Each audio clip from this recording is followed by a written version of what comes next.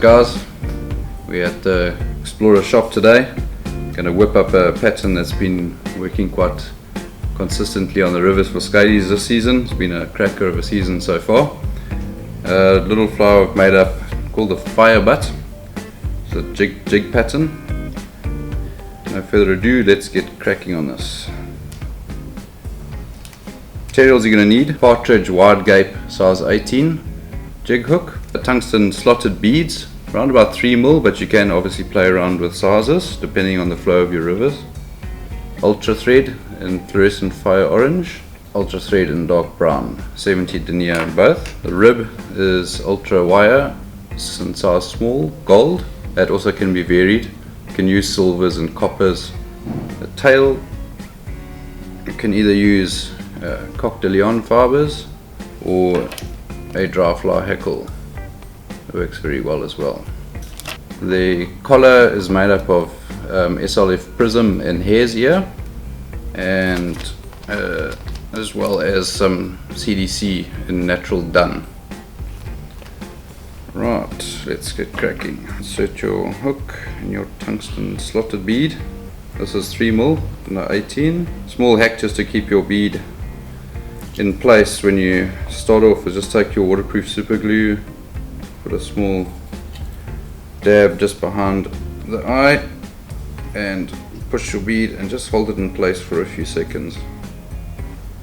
With the slotted beads on the jig patterns, what it does is it actually, when you're fishing it, it'll invert your fly in the water column. It just allows for less foul ups, less hang ups on debris. Start off with the fluorescent fire orange and 70. Catch your thread behind your bead. A few turns to secure it. You can either snap it or break it off, and just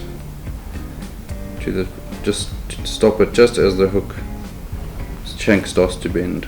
For your tail fibers, sort of 6 to 8 fibers is ample. Just break it off the stem. Catch in your tail fibers. 2 turns. Your length of your tail, you want it about shank length. Should be good. Try and keep your thread flat during all this work done on the body. Slowly remove your thread and touching turns back towards the bead. Remove your excess. At this stage we're going to do a small whip finish. Get rid of the fire orange. It's time to attach your dark brown 70D thread. Just try to keep your thread flat. You can do it a little counterclockwise spin.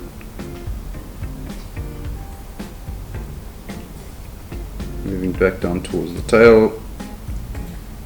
Make sure you leave enough of your little hot butt.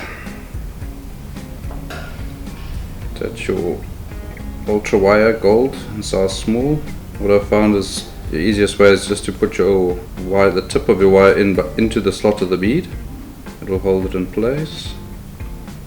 Catch your wire, touching turns, back up to behind the bead. You wrap away from you with your gold wire, just creating a small segmented rib.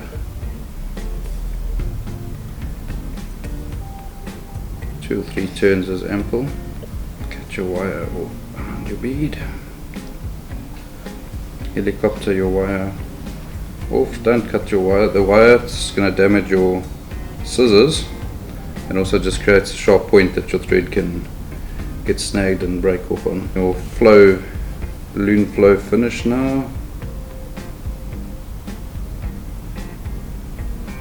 This just gives the fly a bit of longevity. Closes up the thread.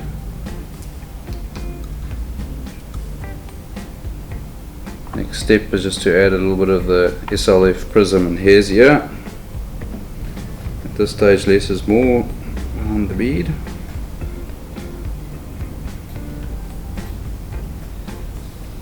Just create a small noodle and dubbing noodle, 2 or 3 turns, 4 turns behind the bead.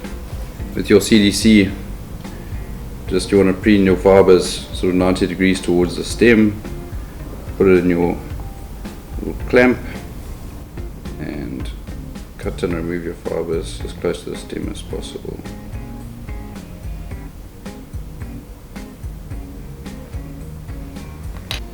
You need to split your thread using your dubbing needle. Just lay it out on your finger and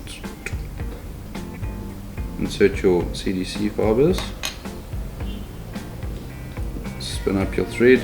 It will tighten the fibers into the split. You don't really want to worry about too much about length of the CDC fibers for now. We'll deal with that at the end of the flow. You can get going 1 or 2 wraps, get the fibers in position, and then slowly turn the fibers on and brush them back with every turn. Just help them in the right direction.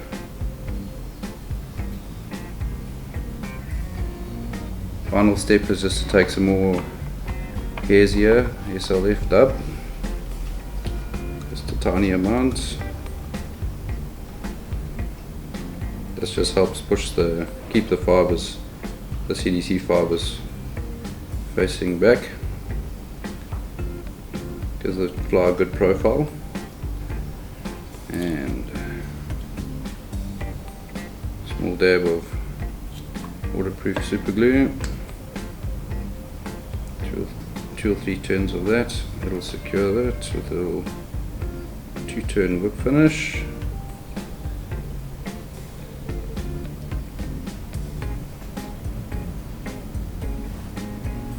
And you're done. To get your CDC fibers to length, I like the fibers to be about the same length as the tail. So you just brush them back, bring them back. Just grab them in your right hand and nip them off with your thumb. And there you have it.